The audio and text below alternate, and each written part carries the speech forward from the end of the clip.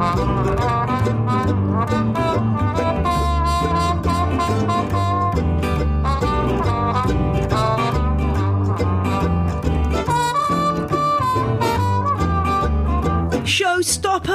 I've only just started.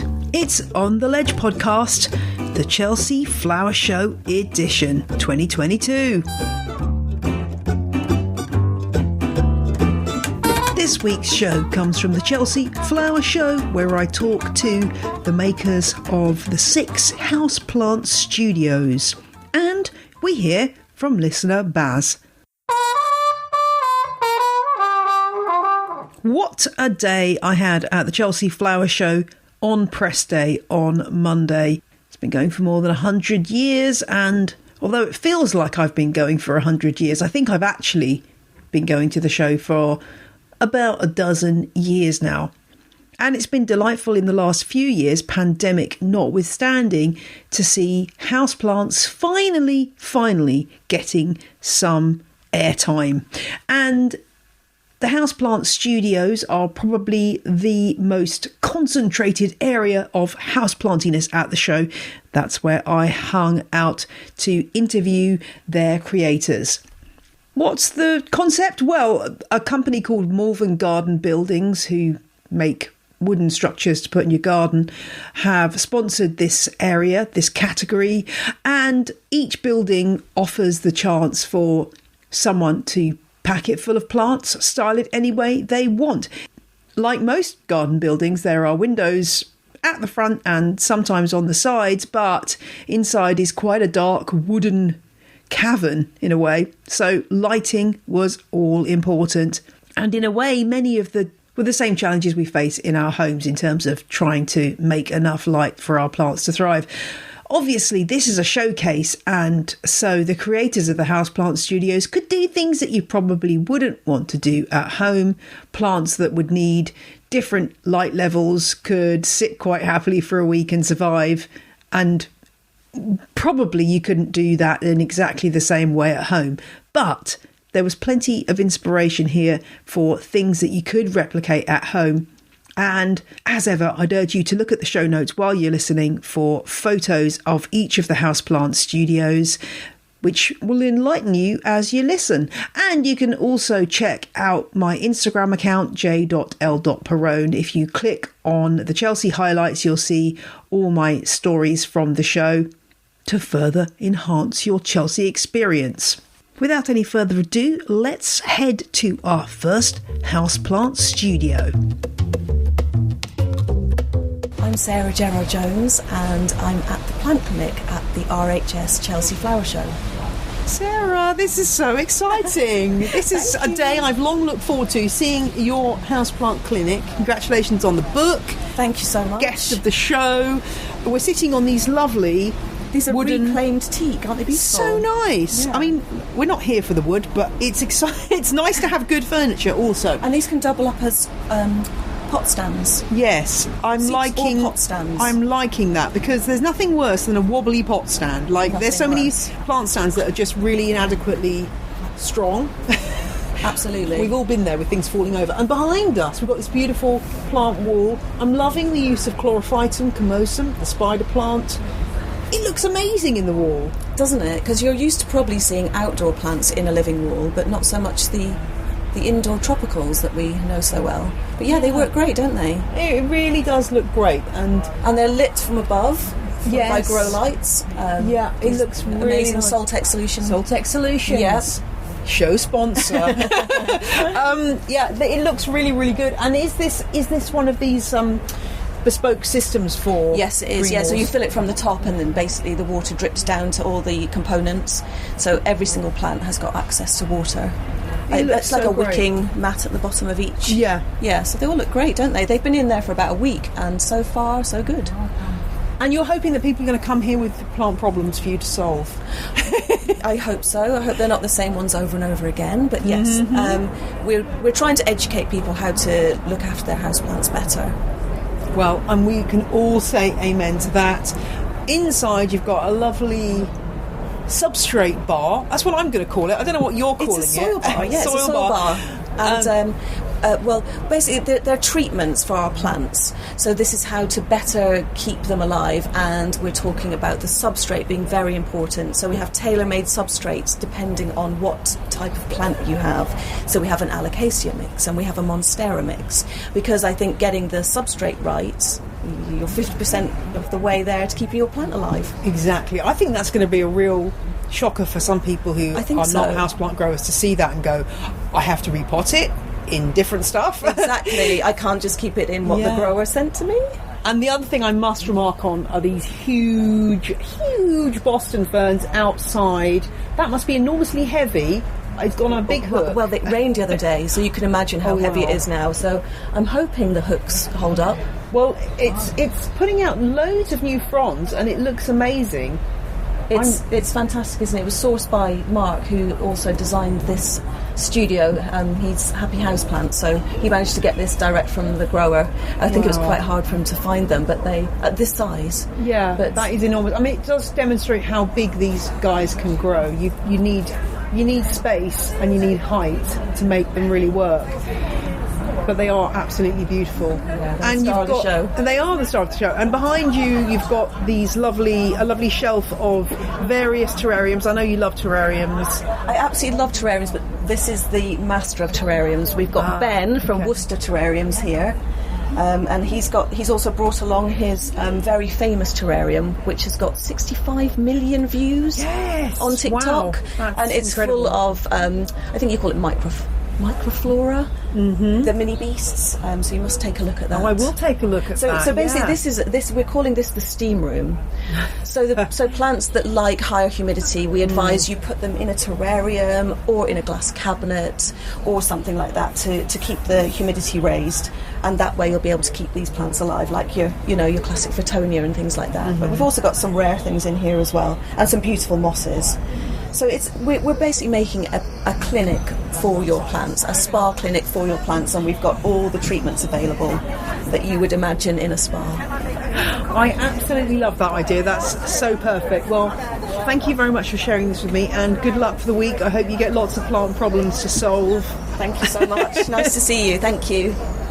Sarah Gerard-Jones there, the plant rescuer who's been on the show before, and she teamed up with Happy Houseplants on the plant clinic, and I'm delighted to say they won a gold medal for their work. And those ferns, well, I think they're actually, having looked at them more closely, what we call macho ferns, which, if you remember back to the Hilton Carter episode, those are the extra huge ferns related to Boston ferns, but actually from the species Nephrolepis biserrata.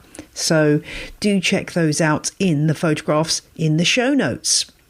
And now onwards to the next Houseplant Studio. We take a few steps under the large plane trees, alive with ring-necked parakeets. Yes, we have parakeets in London. To the next Houseplant Studio to meet Mo and Charlotte. I'm Mo from the Botanical Archive. Hi, I'm Charlotte Durant from the Aroid Attic. This is pretty exciting to be here in your beautiful Houseplant Studio. What's the concept? So the concept is social media versus reality. So our design is set in a houseplant collector / influencer's living room, and it's full of all sorts of different rare plants and more common plants, and it's got all like different propagations going on, terrariums, little greenhouse cabinet, orchids everywhere. Yeah, it's full. It is full. I wish my front room looked like this. It's amazing. Mo, some of these plants are yours. You've brought your babies with you to the show. Tell me about this is the Instagram side here. Tell me about this side. So we've got quite mostly aroids, I would say, if not only aroids. We've got a little begonia on the side there. So yeah, a lot of these are my private collection, mostly things I've grown from cuttings, so thankfully managed to get them to grow quite big in order, just in time for Chelsea. Got some quite rare things here as well, so we've got Philodendron Spiritus Sancti, we've got quite a nice specimen of Anthurium crystallinum, and then some hybrids around the place. Will you be guarding your Spiritus Sancti throughout the week? I will.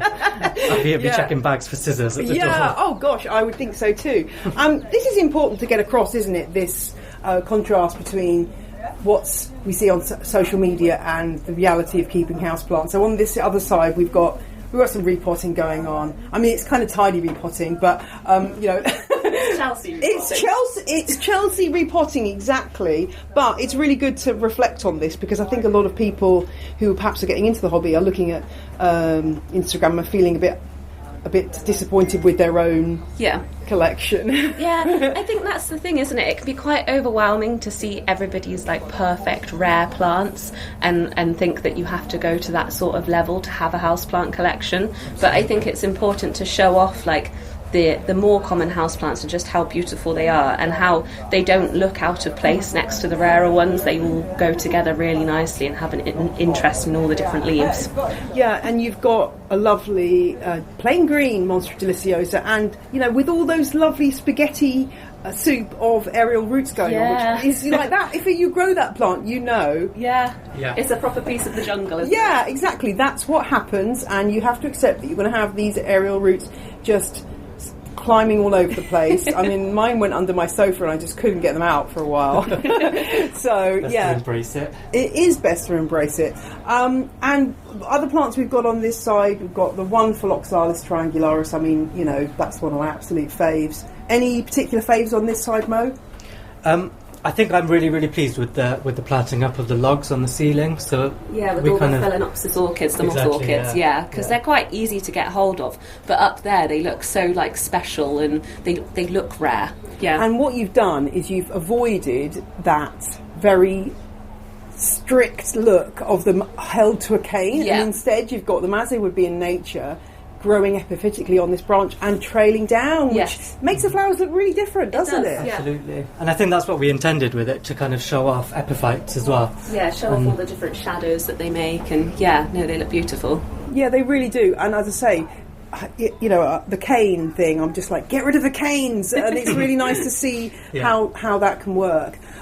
And now you've got it all set up, are you hoping that it's going to have a good impact this week and you're going to get lots of people hopefully reassessing? Hopefully. I think it would be nice for people to come in, take a seat, smell the Cambria orchids up in the ceiling as well, because they smell beautiful, and just feel like they could do this at home. It feels homely in here. It's not like a huge thing to start venturing into. And can I also salute you that you've got some houseplant books on display there, including my Bible, The Houseplant Expert, the exact edition that I had as a child, which I'm so happy to see there. And you've got some Aroid Society documentation and some... there's some little Cactus World. The old Cactus World. I was sorting out my Cactus World journals last night. Great to see that, because I think these days sometimes people don't realise what a good resource books and societies can be. I think it's so easy to get lost on the internet googling things, isn't it? And having the books there to look through really helps. Yeah, well, it's a lovely space, and you've got outside, you've got more plants, you've got a lovely... I'm slightly jealous of your Hoya crincolate, because that's looking amazing, and I love these dish gardens too. Yeah, we wanted to do outside as sort of like an ode to cacti and succulents, so they can go on like a balcony, they can go in a sunny spot, and they still look amazing. Like, you can have a little collection of those, not spending too much either, which is nice, and they look fantastic. What do you think is going to be the plant that people are going to be most drawn to? Is it one of these anthuriums? I think that anthurium there, the velvet red. Oh my gosh! They look amazing. But I think they all just go together so nicely, don't they? So and I think they're all so different. It's hard to have a favourite. I think the Monstera as well, because that immediately draws your eye when you walk into the building. Yeah. Is this the beginning of the revival of the plain green species? Let's hope so. I think it's underrated. I hope so. Yeah. I think people have almost kind of become a little bit obsessed with the variegated deliciosa, and I think that the plain green one really has more of an impact. With the huge leaves as well. I think there's a leaf over there, that one at the back. It's 45 centimetres, 50 centimetres. It's massive. Yeah. And I think that's what we wanted to show in some respects. Kind of, it doesn't matter how rare or how kind of unusual the plant is. If it's grown well, it will make an impact. Yeah. And I think that Monstera really shows that. That's a really, really good point. Well, it's great to see it all. And you've got also at the back, I've only just noticed that you've got your cabinet. And I'm sure you'll get a lot of people going, oh, I'd never thought of that, but that is great. And I mean, also, can I just say, I'm loving the prop boxes as well. Yes. That's a really good thing, because anyone who's into houseplants will go, oh yeah, got lots of those. Exactly. Yeah. You know, the mysterious misty box that's got God knows what inside it. It's just, that's a really nice touch. And I mean, I'm sure it will be very inspirational for lots of people to see. Good luck, guys. I hope you have a really great week, and thank you very much for sharing your Houseplant Studio with me. Thank you for coming to visit. I think we can all relate to that studio. I just loved that prop box feature. It just felt so right. Let's move away from the Houseplant Studios for a little while, because I want to turn to talk about Chelsea Plant of the Year. Normally this goes to an outdoor bulb or a shrub, something like that. But this year it went to a succulent. So this was exciting for me. The winning plant defeated 19 other plants on the shortlist to gain first place. And the plant in question is an intergeneric hybrid. Yes, that's kind of exciting. It's a cross between an Ionium and a Sempervivum. So it has the name X Semponium. See what they did there. And the cultivar name is Destiny. And I'll put a picture of this in the show notes, but it's a big meaty beast of a succulent in that rosette form that we see in both Ioniums and Sempervivums. Unfortunately, I don't think it's as cold hardy as Sempervivums. I think you'd have to treat it more like a regular Ionium. But boy, does it have some pulling power. It's very beautiful, dark purple, spoon-shaped leaves in a rosette. They're kind of almost, they're giving me dinosaur skin vibes. And this was bred by Surreal Succulents, which is a Cornwall-based succulent nursery set up in the last few years that's done tremendous work, and it was really exciting to see them win in this category. So do go and check that plant out in the show notes. And staying in the county of Cornwall, the next houseplant studio I visited was created by The Planted House in Penzance. I'm Antonia, and I am the owner of The Planted House in Penzance in Cornwall. Well, I'm sorry to say that I haven't yet been down to Cornwall to visit you, but I would love to. But for the moment, I can enjoy this beautiful houseplant studio. It feels very light and airy in here, which is a good thing, with all these beautiful hanging plants. What's the overarching concept? Well, the intention really was to really create a display where plants are able to show off themselves in a space where they're not crowded. They're not, I guess, light, airy, delicate. I love hanging plants personally. We wanted to create space between plants so that they could be appreciated for themselves, but also to show how you can have a living space which isn't rammed with pots everywhere. We have at home in the shop, we're quite full and quite crowded. Having spoken to so many customers over the last couple of years, the feeling we get is that many people are trying to buy plants. They just want more and more and more plants. They just want to squeeze in another one. And we're now saying to people, pull back a bit, have less, and appreciate the ones you've got. Give them space to breathe. I'm loving that message. I think I totally embrace that, and I think there will be lots of people who are receptive to hearing that. I'm loving the way that these plants are hanging. Tell me about what they're hanging in. So they're hanging in handmade planters, which we sell in the shop. We came across a potter in North London 3 years ago who was actually making these pots but in a smooth clay with glazed rims. And so we had them in the shop. I then came across this amazing chunky gritty clay on a very short pottery course that I went on, and I tentatively approached her, would you mind possibly trying this clay, because this is like soil and we want to create that sort of ball of soil effect. And she was willing, and she discovered she really enjoyed working with it. So, and we then realised that these were selling more than the smoother ones. So for Chelsea, obviously we commissioned her to do a whole lot, and it's really become a massive part of our theme. Yeah, I really love these, and the way that you've got the very understated black wire hanging from The pots are suspended on this black wire, which is really nice. It's really strong, but it just doesn't get in the way of the scene. Well, that was the Newlyn Chandlery who helped us with that one. We went down looking for something super strong and super minimal to hang them with, because up to this point we've made black wire rope hangers with ferrules, which is a different approach in itself. These are just really minimal and delicate, so that they appear to float, and that was the idea. It's not about the hangers really, it's about the pots and the plants. And you've also got this amazing network of, I'm not sure what this is, some kind of natural material, wood, but it's bent in all kinds of stunning shapes. It's rattan. It's harvested in Asia. It's a form of liana vine. It's in the jungles. Jungles are full of it. It uses other plants to support itself. It's used for making furniture and baskets. Rattan furniture goes very well with houseplants, as we know. So we've decided to use it as a plant support where it can be. I love its evenness. I love its flex. I love the way it can whirl around and have a sort of signature of its own, and a life force of its own. We've sort of reversed its role, I guess, from what it does in the jungle. I just love the way you've used this as a plant support and also just as a way of joining together in a kind of subtle way all of the different plants in here. And you've got lots of lovely plants in here. I mean, I'm immediately drawn to the lepismium, which is one of my faves. Absolutely beautiful plant. That's my favourite, the cissus. Yes, which species is that? That's the rotundifolia. Is that rotundifolia? Yeah, yes. That's a really underrated plant. It is. I wrote a column about it in the RHS magazine and then got told off because nobody could get hold of one. I don't know whether they're more available now, but that's a really They're a little bit more available. Yeah, I tracked one down about 3 years ago. I'd first seen it at Burford Garden Company in their cafe.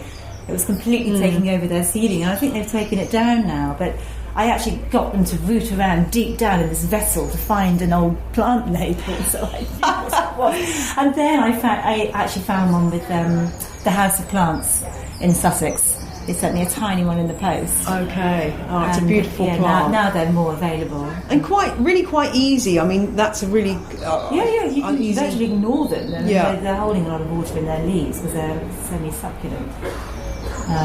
But they will just go for it. And they'll do growth spurts. So they'll do a sort of foot in a couple of weeks, and then they'll just stop and they'll just leave. And then you've got a lovely Ceropegia linearis, which is so subtle. I just think that's adorable. In the middle of coming down over the middle of this low table, you've got this tiny pot. I love these. I prefer the hearts. Yes, easier. It is a beautiful leaf, and it looks really stunning there, especially because it just looks like it's suspended in space, which is wonderful.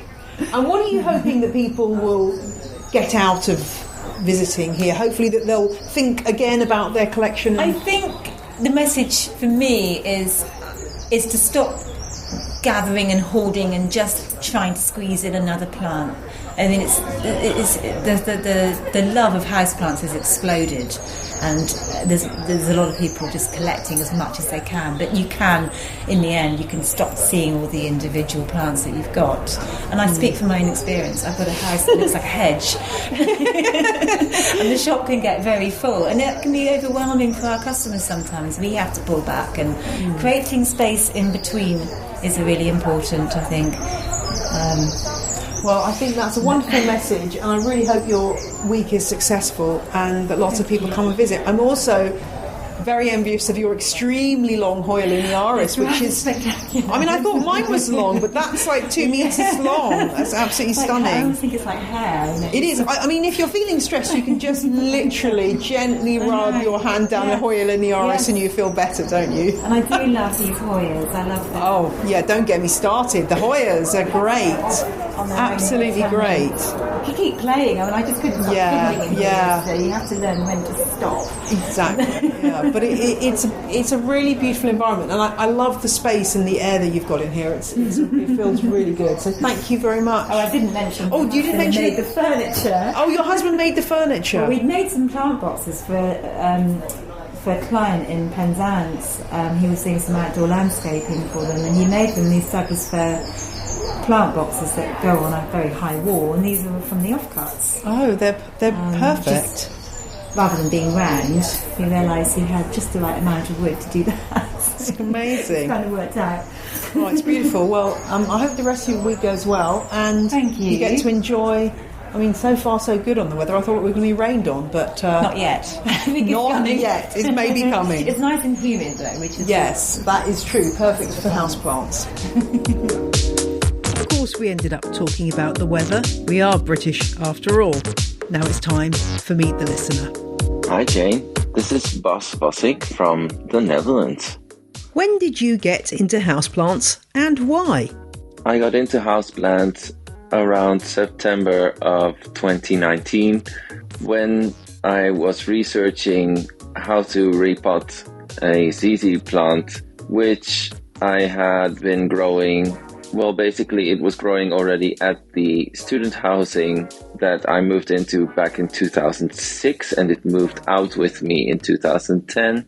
And yes, so it has been growing in the nursery pot since then, and it was in dire need and basically breaking out of it already. However, plants have been part of me and my family, with my mum and my grandmother being the people with the greenest thumbs, I would say. And I'm actually very happy to be growing a division of an heirloom Sansevieria from my grandmother. And hopefully I will get my hands on a cutting of the Begonia Corallina lucerna, an angel wing begonia, which my mum is growing, and it's already been propagated many times, and it's growing at my sister's house currently, as well as at many other people's houses. So I will say that even though my gateway into the plant business was around the September of 2019, they've been part of my life for a long time. What's the latest addition to your houseplant collection? The latest addition to my plant collection is a couple of very commercially rare Sansevieria, namely the Bantel Sensation and variegated whale fin. I am very stoked that I finally got my hands on both of these, and currently they are in need of a pot with new substrate because they're still sitting in the packaging that I am being a bit lazy to remove them from, but I'm sure they're fine. Complete the sentence. I love my houseplants because... I love houseplants because they really brighten up my space, and I really like to be immersed in green. I'm a biologist at heart, even though I work as a flight attendant, but it makes coming home such a pleasant, makes it so nice and really relaxing. Who is your houseplant hero? I want to say my houseplant hero is Summer Rain Oaks, because she made a video about repotting a giant ZZ plant, and this is the video I watched prior to getting stuck in myself. And she was basically my gateway person. Watching her videos just dragged me into a giant rabbit hole of plant videos and plant content on the internet, and I've been hooked ever since. Name your plantagonist, the plant you simply cannot get along with. As for my plantagonist, that is a difficult question. At the moment I am really struggling with growing some hardleaf philodendron. There's 2 specimens in my home right now, and one of them is seemingly under constant attack of thrips. And did I mention I'm a lazy plant parent? So I haven't been very diligent at removing the thrips, and they just seem to keep attacking it, and I feel kind of at a loss. But, I roll with the punches, and I keep going. It seems that the plant is keeping going as well, so who knows what the outcome will be. Hopefully my home will not be swallowed by the thrips. Thanks, Bas, and I hope that the thrips decide to decamp elsewhere for you. If you'd like to put your name forward for Meet the Listener, we'd be delighted to have you. just email ontheledgepodcast@gmail.com and instructions for taking part. Don't worry, they're very simple. Will be winging their way to you. And now it's time for some thank yous. Kit, Jennifer and Maria all became legends in the last few days. And I received 2 excellent reviews, one from Argo Lub in the US and Debs W in the UK. You have no idea how much these things lift my spirits, so thank you to you all. It's time to visit another Houseplant studio, and this one, well, let's just say I wish my office looked as good as this. Hi, I'm Kirsty. I'm a team member at the Plant Workshop. And I'm David. I'm the owner of the Plant Workshop. Here we are in this wonderful work from home office. I wish my office looked like this. Maybe not with the moss under the keyboard. That's the only thing I'm not on board with. But it's a beautiful space. Tell me about what the concept was. So the concept was a work from home space. We started our business a couple of years ago in lockdown. Lots of people were working from home and trying to really appreciate what they had at home. And we were delivering plants around the northeast of England and North Yorkshire. So we decided to really go back home, bring everything back to basics with lots of easy care plants, which are great for wellness, but accessible for everybody really, who regardless of their space or budget would be able to benefit from. Yeah, so it works in terms of boosting energy, boosting productivity, making you feel good, but also having an option to have an easy care plant if you don't have as much time to care for one with your busy schedule. Yeah, that's the thing, isn't it? I think lots of people have acquired lots of houseplants during lockdown, and we need to get ones that aren't going to demand too much of us. And you've got lots of things here that are really, really easy. What would you say is one of your all-time favourite, put it in the corner and don't worry too much about it plants? Any tips? Tips. Well, we've got the very well-known Sansevieria or snake plant, which is fantastic for very low light up to some bright light. That one you can put in a corner, forget about. You don't need to water it that often. But yeah, they are really easy care. Yeah. I'm loving, though, I know this isn't quite so easy, but this lovely crocodile fern next door. That's enormous. It is enormous. So this is actually a semi-hydro as well, so it makes it a little bit easier to care for because it has a gauge telling you when it needs water. Yeah. So in that aspect, it is easier than if you just had it. I love that. I love a gauge. I love a gauge. It makes life so much easier. Easy. Yeah, exactly. Yeah. And so your business started during lockdown. That must have been a roller coaster. Yeah, it was difficult. It was never planned that way. So we had a shop that was going to open, and then we couldn't open it. We couldn't get any building supplies and things. So we ended up with lots of brown bags, and we had a summer house in the garden, and we sort of started to sell our products online through social media, and we just had that huge amount of support from lots of customers. So it was it was quite a ride. Yeah, I can imagine. And now things have settled down. How has that changed now that we get back to new normal? Yeah, I think lots of people now are buying more plants to green up their space because of everything that we've talked about, that wellness aspect, the cleaner air, and I think a lot of the customers are really passionate for those smaller businesses. I think that's really, really important. They're probably shopping less in those bigger outlets and coming to more specialist people who really know what they're talking about. Yeah, that's great. I mean, that's the reason to go to a specialist plant shop, is for that personal touch. Yeah. And do you have customers who have just been becoming frequent flyers, as it were? I bet you've got some customers who just keep coming back for more. Yeah, we definitely do. It's great to see people coming back, and we also try and get different plants in. We change up what we have, and get new stuff in. I have to say, I'm loving the Hoya linearis, curtain of Hoya linearis that you've got here.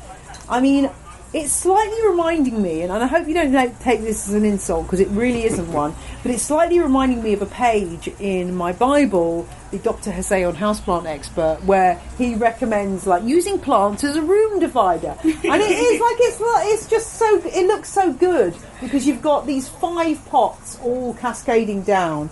That Hoya the iris is ridiculously long. It's so long. Yeah. It's actually pulled on the floor there. That's amazing. Like 2.5 metres long. Wow, okay. I'm now feeling very inadequate for my Hoya linearis, which is a mere metre and a half. Very impressive. It really softens the space though, doesn't it? And It it overlaps does. it over the window, so it gives you that extra shade. And when you're talking about an easy care plant, I think that is very easy. Once you know what it wants, it's really easy. Yeah. We had the conversation earlier today actually about Hoyas that, you know, they don't get as much press as what we had hoped really, and Hoyas are so easy care. Yeah, we I should definitely agree with champion you. Hoyas. Oh, definitely. Well, I've done several episodes, so I am definitely a Hoya champion for sure. Good. And you put this together in quite a short amount of time, didn't you? Yeah. I think you had, what was it, 2 weeks? Yeah. 2 weeks. Wow. Yeah. How was that? Stressful. It's been very hectic. We were the latecomers, but we obviously had to jump at the opportunity to come and exhibit at Chelsea. But yeah, we work really well as a team. We are very much on the same wavelength, so we were able to bring our ideas together and come up with this. Well, another one of my absolute favourite things is this lovely fisheye mirror. Loving that. Mirror, yeah. It's really good. I mean, there's something about it that's just setting off the rest of the room really brilliantly. So I'm going to take lots of pictures and use them in my show notes. So hopefully people will be looking at that as they hear this. And it's incredible what you've created in such a short frame of time. Yeah, thank So you. well done. Thank you so much. Thanks so much. As you know, if you've listened to my Chelsea coverage before, the show on press day is packed not only with journalists but with celebrities. Now, I'm not generally a big follower of many celebrities. I did see Dame Judi Dench at the show, which was an honour because I think she's a fantastic actress. But most of the time, I'm not really sure who anybody is. But this was the very first time that an interview for On The Ledge has been sort of gate crashed by a celebrity. It's towards the end of the interview and you don't get to hear who it is, but I'll reveal all afterwards. And that explains why we go a little bit off track at the end as I chat about the Botanical Rhapsody Houseplant Studio. Hi, I'm Matt Gilchrist and I'm the Creative Director of the Edible Bus Stop. Well, in the background, we've got this beautiful music. Now, this isn't just lift music. This is a significant form of music. Can you tell us what's going on here, Ak? Well, essentially what we're utilising a process which is known as biosonification, which is a technology whereby you can read the tiny micro fluctuations in a plant by attaching these electrodes to the leaves. And what you're hearing right now is the music of 3 plants. That's blowing my mind. It really is. That's why I always leave a little bit of a gap there. Yes, that is amazing. I mean, and presumably reaching out and touching one of these leaves, would that elicit a response from the plant? Absolutely. It depends on how they're feeling, by the way, because just anything living has its moments. It's more reactive, it's feeling calm, or it's feeling stressed. So if I touch it now, let's see what happens.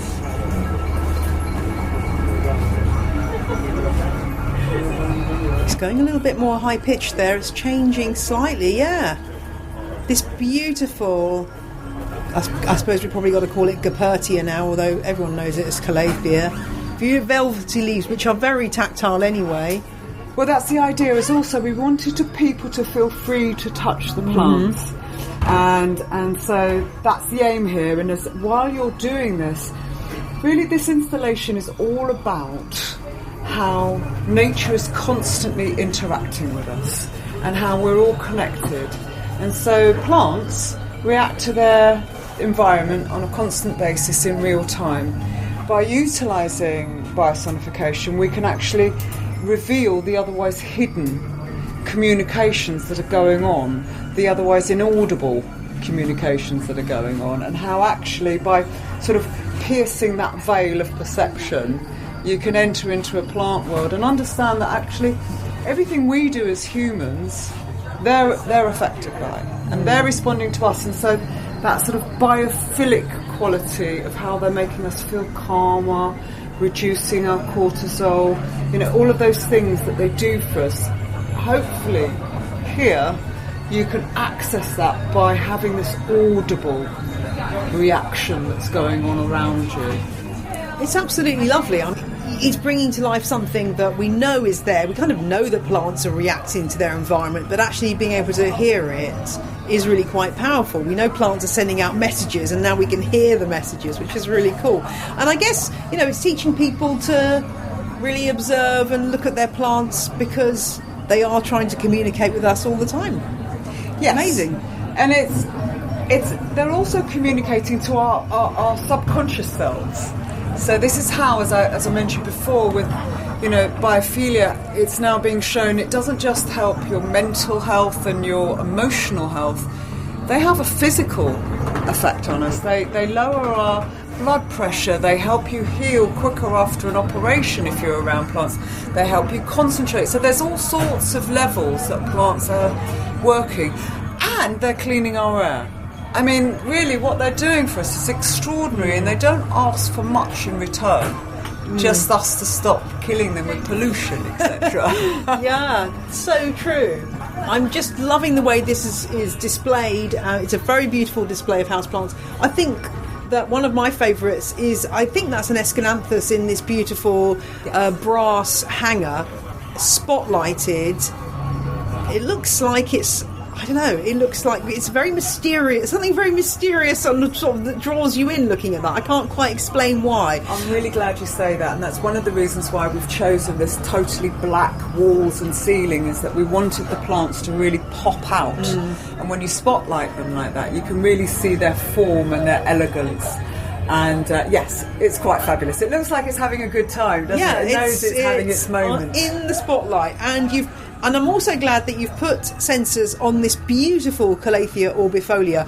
Let's admit it that it's one of the harder houseplants to keep alive, but maybe if you had this set up, you'd be more aware of when things were going wrong, because it's an absolutely gorgeous plant with these huge, huge striped leaves, and it's such a star of the show.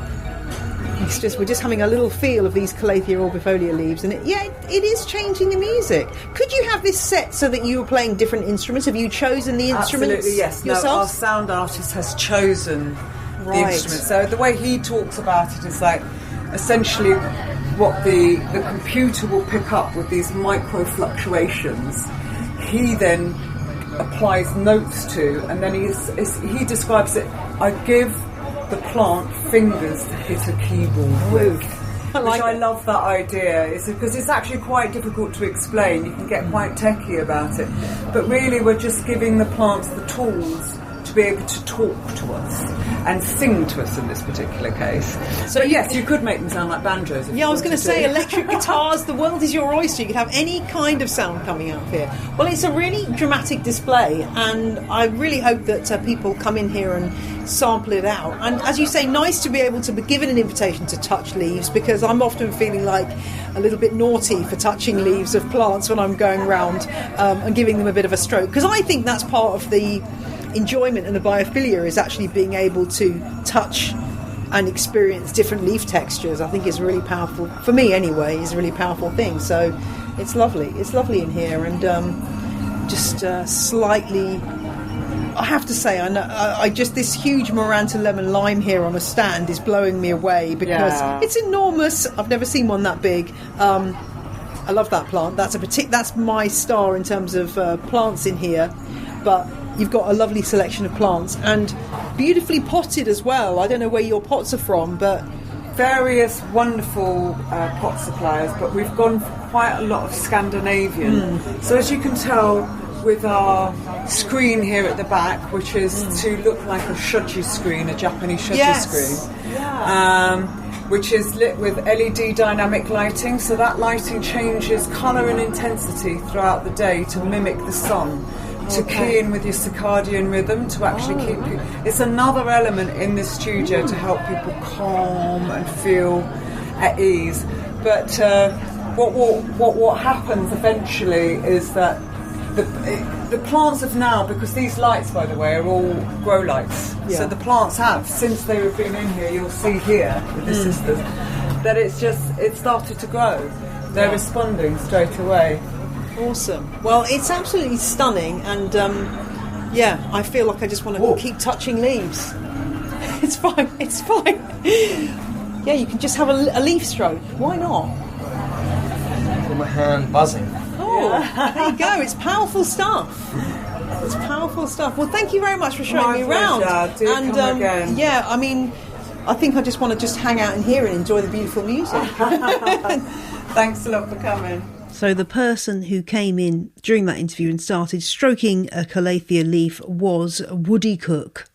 I don't know if you've heard of him, but he is the son of Zoe Ball and Norman Cook, grandson of the legend that is Johnny Ball. If you still don't know who I'm talking about, have a Google. But anyway, it put me off my stride a bit, but he was basically doing some DJing for the press call, accompanied by the music of the plants. And so he came in to have a little look around. So hence the interview drew to a close. I should have, I guess, just shoved the microphone in his face and asked him some questions, but I wasn't that good of a reporter at that point. And you know me, I'm kind of more interested in the plants. And now the final studio actually won the Best Houseplant Studio category. And if you were looking for somewhere fun to hang out at Chelsea, I think this studio definitely won out. Hi, I'm James Whiting, or Plants by There on Instagram, and I'm a houseplant fanatic and stylist, and I've designed Planet Studio for Malvern Garden Buildings at this year's Chelsea Flower Show. I've just been totally distracted, James, by the rotating pilea on the floor, which I absolutely love.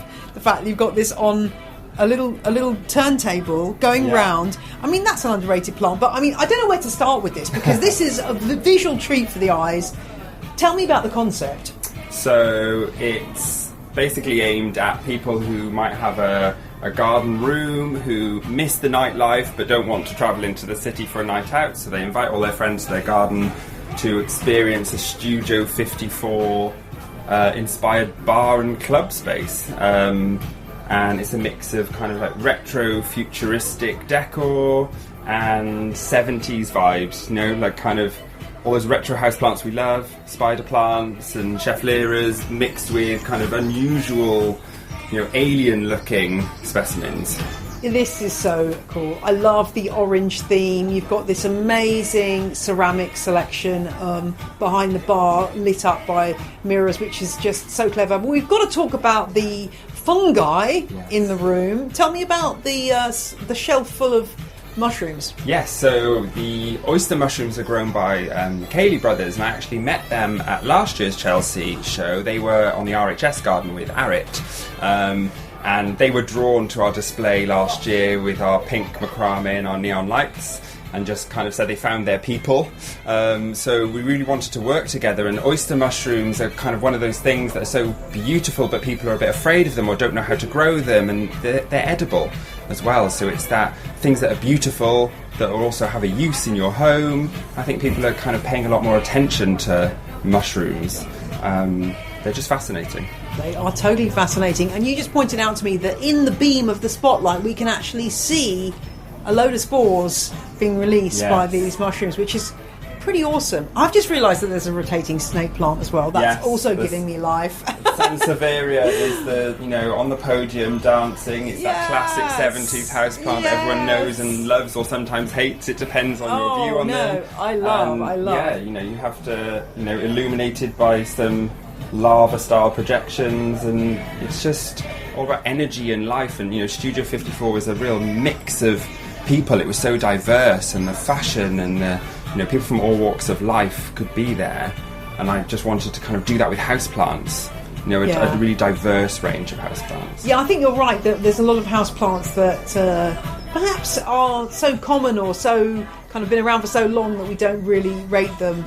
Among them being, of course, the snake plant, and you've got some lovely Tradescantia there as well. And just putting a Tradescantia in a really interesting bright orange vase-shaped pot, it just takes it to a different place, doesn't it? Completely. And, you know, all the pots have been handmade by Adam Johnson, who was on the Great Pottery Throwdown during the first lockdown. So that's how we connected, through Instagram. It's been a lot of Instagram kind of conversations going on with my collaborators on this.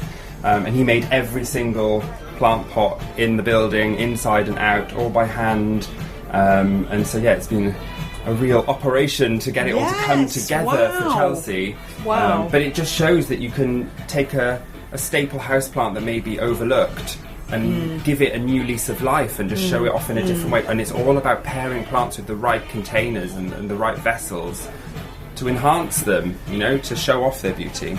Is there a favourite of yours here in this studio? Can you pick a favourite child? It's so difficult. Is this a large Kentia palm behind me? Yes, I think that's pretty cool as well. So, you know, Kew Gardens Palm House was one of the first places I visited when I moved to London.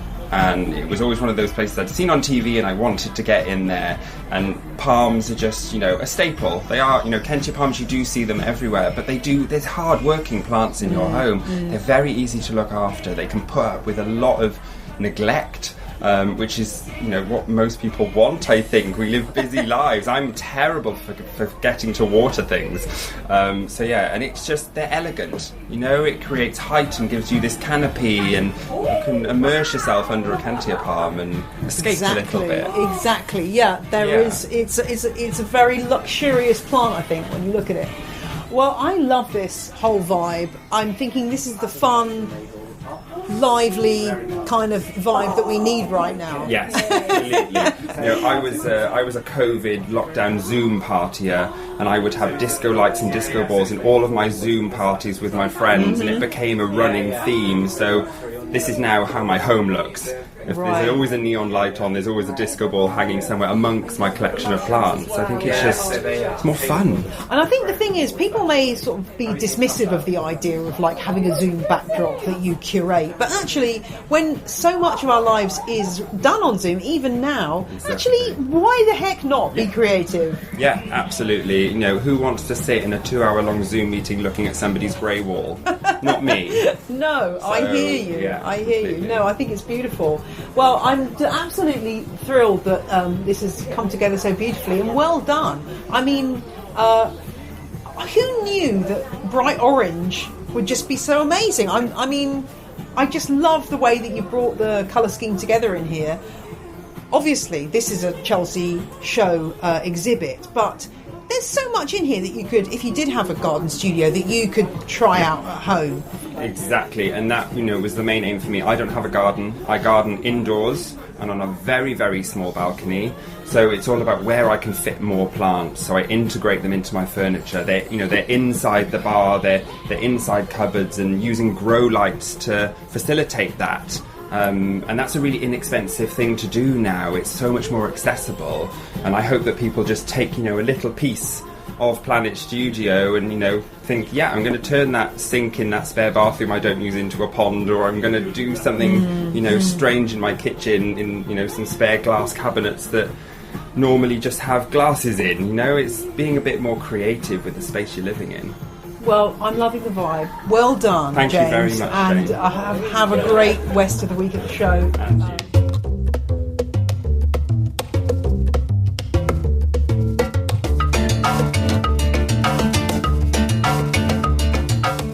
Now, if the idea of seeing a hanging basket containing orange anthurium flowers rotating next to shelves full of very strange pots with very strange mushrooms in them doesn't get you scurrying to the show notes, I don't know what will.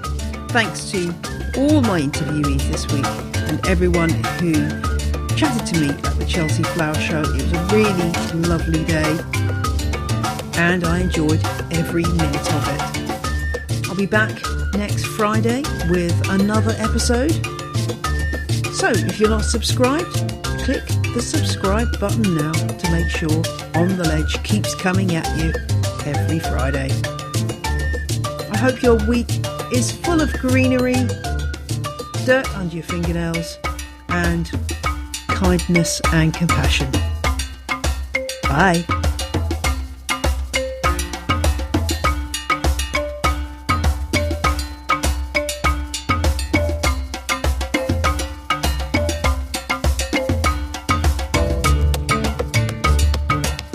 The music you heard in this episode was Roll Jordan Roll by the Joy Drops, The Road We Used to Travel When We Were Young by Komiku, Chiefs by Jazar, and Plantation by Jason Shaw. All tracks are licensed under Creative Commons. Visit the show notes for details.